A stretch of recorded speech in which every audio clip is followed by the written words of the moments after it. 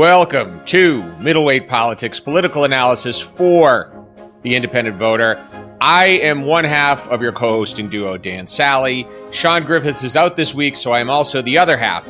And if you are tired of picking between the lesser of two evils and news presented in either red or blue, welcome home, because every week we discuss the structural issues driving dysfunction in Washington and what we can do to fix it.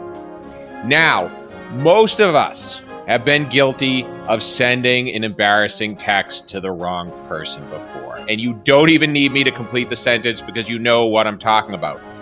Last week, attack plans against Houthi rebels in Yemen were discussed over chat on Signal in a conversation that included Defense Secretary Pete Hegseth, Vice President J.D. Vance, National Security Advisor Mike Waltz, and journalist Jeffrey Goldberg. One of them did not belong. What followed was the first major crisis of Trump's second term. It only took 2 months this time, and questions about the competence of his team. But there's a bigger question here, and that's, can we expect this to result in the sort of accountability and reforms that came out of similar crises in the past? We're going to explore that in depth. But first, typically this is where I would talk to Sean about some news item of the week, but Sean is absent. So if you ever want to know what my wife goes through when she gets up in the morning and finds me over-caffeinated after a 2-hour-long conversation with ChatGPT, buckle up, because that's what you're in for.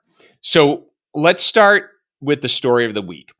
March 18th, Jeffrey Goldberg, editor-in-chief of The Atlantic, finds himself added to a private Signal chat with what appears to be Trump administration officials discussing attack plans against Houthi militias in Yemen.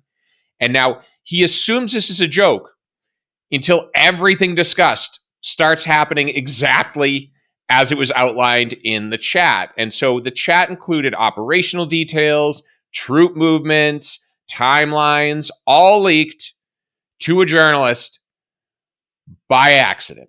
And one part that hasn't been disclosed, but I'm really curious about, is what happened when Goldberg left and everyone saw a caption that said Jeffrey Goldberg has left the chat. Because out of all the exchanges in that channel, those are the ones I'm most interested in. That out of the way, story breaks, and the administration's response is what I like to call the 3 stages of MAGA grief. First off, you deny it happened. Then you say it happened, but it was no big deal. And then lastly, you say Biden did it too. And we're on that step. After that, it's acceptance, and then we can all move on. But there was some criticism on the right. So, for example, Lisa Murkowski and Don Bacon, 2 Republican legislators who haven't been shy about critiquing the president in the past, said the breach could have endangered U.S. service members.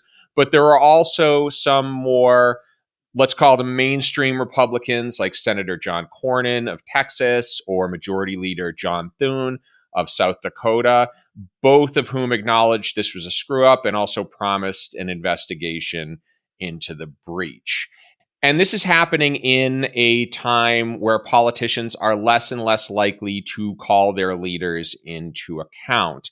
And there's some polling that indicates why. So a YouGov poll released last week showed 74% of Americans, including 60% of Republicans, said this was a serious problem. And one of the things noted by my co-host Sean in an earlier conversation I had was how we're in an era now where politicians aren't beholden to the public at large, but only beholden to members of their own party. And so how your party thinks about a particular event is going to dictate your response more than the general public. So that 60% really matters.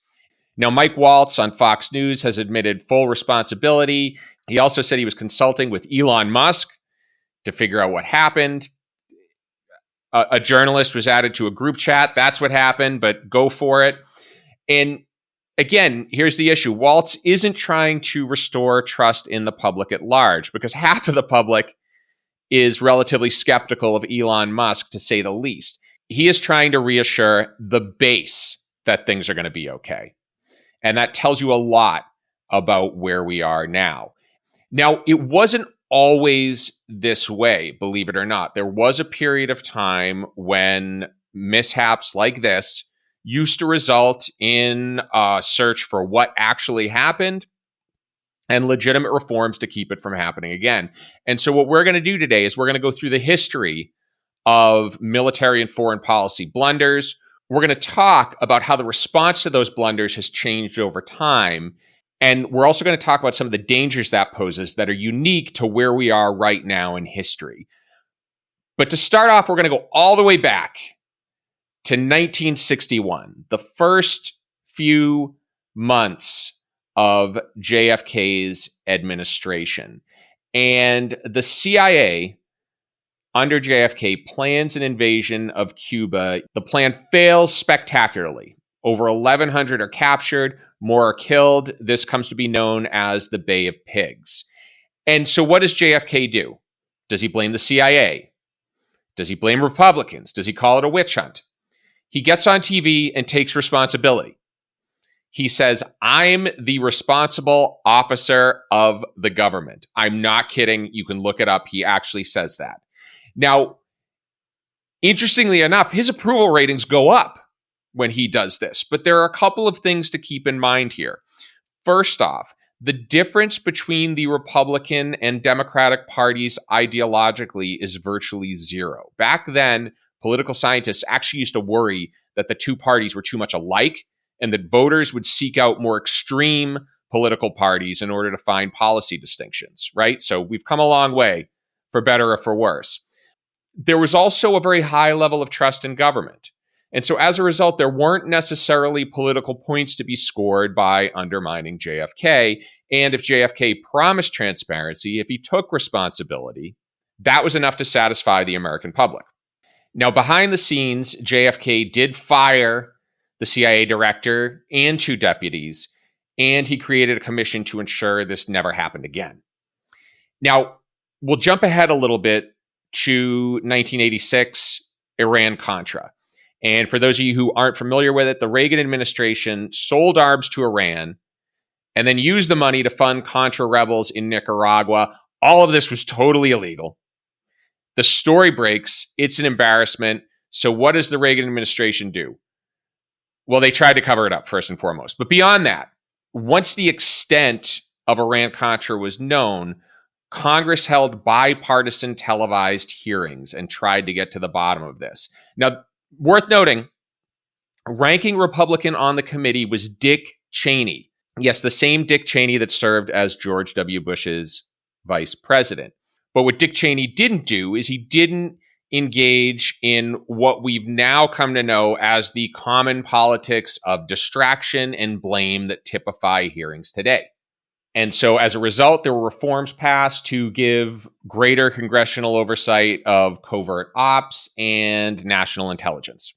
And the thing I want to highlight about this is both of these events resulted in reforms that brought greater oversight, and let's even say greater restraint over the executive branch, which is going to be important as we get a little further on in the story. Now, one interesting exception to this era was Nixon during the Vietnam War. And when Nixon entered office, Vietnam was already a catastrophe. The public had largely turned against it, and Nixon was campaigning on the idea of bringing peace with honor. Now, one of the things he did was he did politicize the Vietnam War and equated support for the war with patriotism, clearly trying to cast the anti-war movement as unpatriotic, which during the Cold War effectively equated you with communism and with the Soviet threat. Now, that didn't gain a ton of traction. And part of the reason for that was, again, there was still a large level of overlap between the two parties. There wasn't the level of polarization that we have today, although it was starting to appear.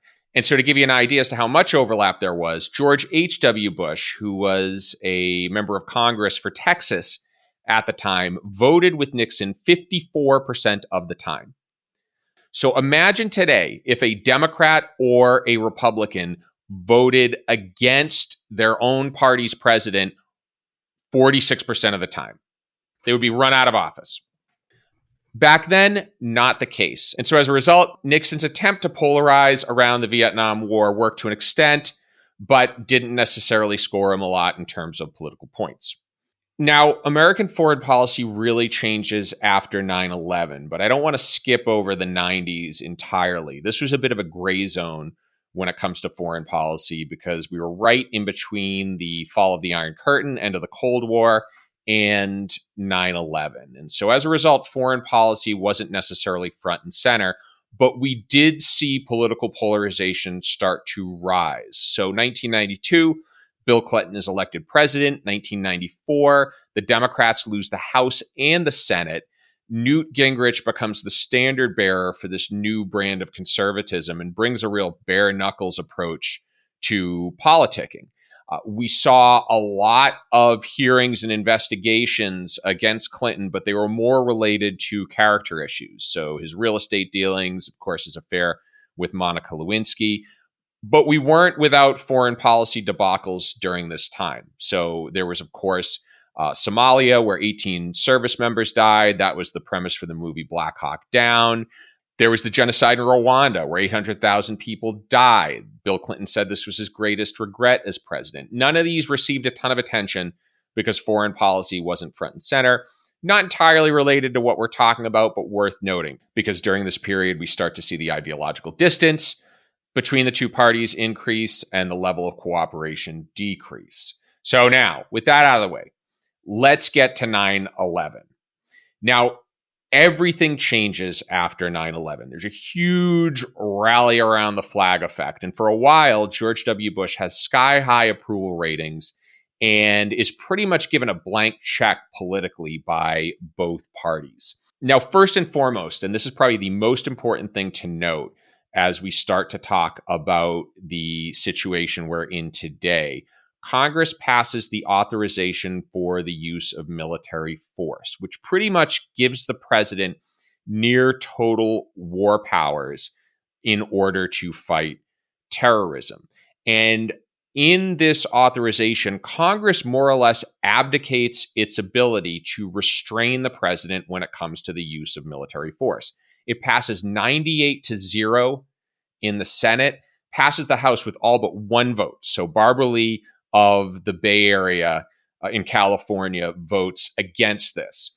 But after that point, George W. Bush and every president that follows has more or less a blank check to use force under the guise of fighting terrorism. Oddly enough, the same use of force that justified the attack on Houthi rebels recently.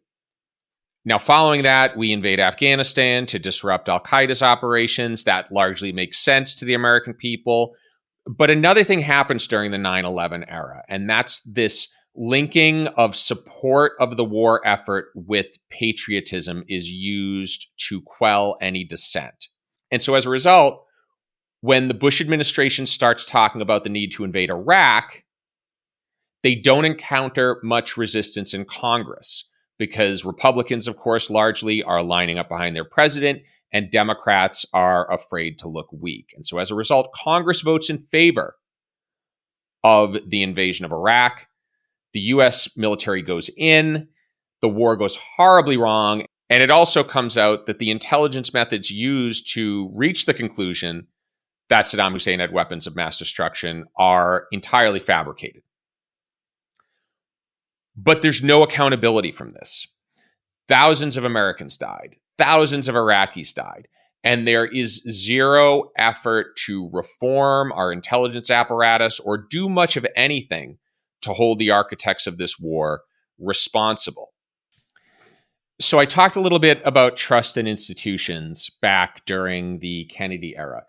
So 1963, Bay of Pigs, 77% of Americans polled say they trust Washington to do what is right most of or all of the time. By 2006, after the Iraq War, that number is down to 26%. But what also happens is both parties become less accountable to the public at large. And there's a couple reasons for that. The first is the rise of safe seats. These are seats where one party has such an advantage that they don't really have any meaningful competition from the other side. Now, back in 1975, to give you your figure, there were about 150 to 180 swing districts. These were districts where either party could feasibly win. By 2002, that's down to 103. And to give you an idea, right now, that number is somewhere between 45 and 55. So what we're seeing is a smaller and smaller number of people in Congress have to worry about losing their job if the public turns against them. What they do have to worry about is if their party turns against them. Because in a safe district, you don't have to worry about the opposition party. You have to worry about opposition from within your own party via a party primary. And what we see, and this is something we've talked about on this podcast again and again and again, is a very small number of voters ultimately determine who sits in the majority of seats in Congress. Last measurement was 10% of registered voters, more or less, were responsible for electing over 80% of members of Congress. And that's because party primaries tend to be very low turnout elections, and they tend to attract the most partisan and polarized voters. So as a result, despite the fact the Iraq War was a total failure, despite the fact it resulted in countless lives being lost and racked up billions of dollars in debt, there was no one held accountable. No one lost an election because of the Iraq War. In fact, George W. Bush got reelected. Now, it continues on into the Obama administration. Probably the biggest event is Benghazi in 2012. So there's an assault on a diplomatic compound in Benghazi, Libya, kills 4 Americans, including the ambassador. Now, initially, the Obama administration blames it on protests triggered by this bizarre anti-Islam video that was on YouTube.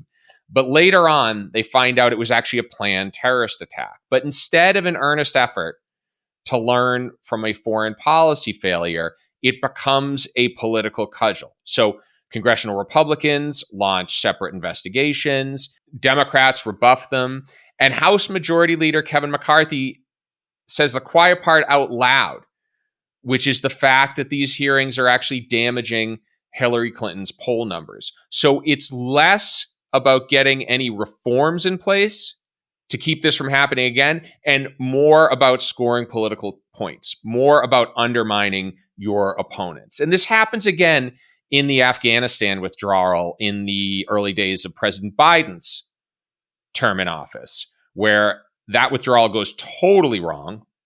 The Democrats blame it on the fact Trump set up the agreement. Trump, of course, blames it on Biden. But regardless, 13 U.S. service members died and countless Afghanis as a result. Again, no effort to get any meaningful reform, just attacks, just an effort to undermine the opposite side. And really what should have been a national reckoning turned into another blame game. And no one was held accountable. And so now we're back to the present day. The parties are more calcified in their positions than they've ever been before. Partisanship and polarization are at all-time highs at this point. And again, as I mentioned at the top of this episode, Republicans have to worry more about keeping their base happy than they do anyone else. Now, the other thing I'll bring up is this Signal debacle is really just the tip of the iceberg. So we have a president who is openly mused about invading Greenland. And I think the only silver lining in that cloud is the fact that the Greenlanders will all probably know about it on group chat before it happens. But that notwithstanding, we have a president who has expressed expansionist ambitions. And because Congress under both parties has continuously abdicated its war powers and made the president more powerful, there's very little stopping Trump from acting on his impulses. And I don't want this to come off strictly as a critique of Trump or a critique of Republicans, because the reality is both parties have allowed the executive to get stronger and stronger. Both parties have accepted a dysfunctional Congress because it benefits them. And so fixing this isn't going to involve voting a specific party in office. It's going to involve real structural reforms to make Congress and the president accountable to the majority of voters. And we talk about these reforms all the time. I'm going to give a few for the folks who are new here. First and foremost, open nonpartisan primaries. Getting back to the root of all this, we don't see accountability because members of Congress aren't accountable. They are accountable to their own base, and they are accountable to that base via party primaries. Now, open nonpartisan primaries effectively open up the candidate selection process to all voters. So instead of a Republican running to be the most popular amongst Republican voters or a Democrat running to be the most popular among Democratic voters, we have candidates who are running to be the most popular amongst all voters. And what we see in states that use this system is they produce more independent legislators who are more in touch with the voters they serve. So one example we've cited before is David Valadao of California, Republican who voted in favor of impeaching Donald Trump, survived a primary challenge because of this open nonpartisan primary system. Same thing with Lisa Murkowski in Alaska. Part two is ranked choice voting. One of the problems that we have right now is that the parties don't face any real political competition. They are not running to be the best. They are just running to be the least worst. And what we see from exit polling is an exceptionally large number of voters feel they are voting for the lesser of two evils. Now, part of the reason for that is people are afraid to vote for independent and minor party candidates because they might tilt the election in favor of the candidate they like the least. And ranked choice voting solves this problem. It allows voters to rank their candidates in order of preference. So if there's an independent candidate they like, they can mark that person down as their first choice and still throw their support behind their favorite major party candidate if their first choice doesn't make the cut. Now, there's two reforms currently being used in the United States, and they can be implemented at the state level. And this is something I think that's really important to acknowledge, because this is where people like you and me have a lot more power. And by getting involved, we can start to change things at the state level and by that change things in Washington. A couple of organizations I'd recommend you check out if you're interested in learning more. Rank the Vote. They help support state level movements looking to implement ranked choice voting, and Fix Our House, which is looking to implement a system known as proportional representation. Didn't talk about that. It's one of my favorites. Definitely check that out. We are going to leave it there. Thank you for listening. And before I leave you, I have a very simple request. Sean and I started this podcast because we felt there were people like us who were tired with the vitriol and dysfunction of the two-party system, and there was an urgent need to open it up to real political competition. We knew there were other people out there like us, and thankfully we found them through this podcast and through the other content we've put out. But we know there are more out there, so here's how you can help. If you liked what you heard today, please be sure to rate this podcast and write a review. It helps us show up higher in podcast platforms and reach more people. Number two, share this with anyone you think might need to hear it too. We know there are more of you out there, and we want this to be a platform for people to take action. Number three, make sure to subscribe. You will get a piping hot episode of Middleweight Politics delivered straight to your earbuds every week. I know that sounds painful, but I like the sound of it. So thank you in advance for your support. Thank you for listening to Middleweight Politics. The music you are hearing is courtesy of the U.S. Coast Guard Band. We will talk to you next week. Stay purple.